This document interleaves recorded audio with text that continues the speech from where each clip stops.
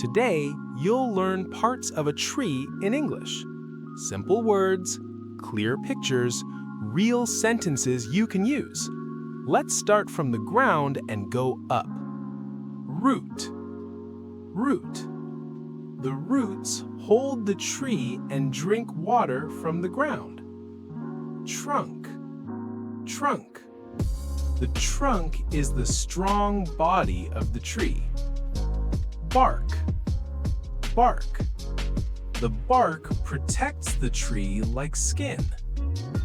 Branch. Branch. Branches grow from the trunk and hold leaves. Twig. Twig. A twig is a very small branch. Leaf. Leaf. A leaf helps the tree make food from sunlight. Leaves. Leaves. The leaves turn yellow in autumn. Flower. Flower. Flowers grow on some trees in spring. Fruit.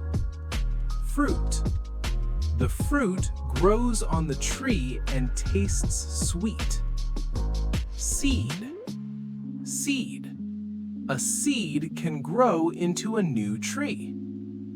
Which word will you use today? Comment below.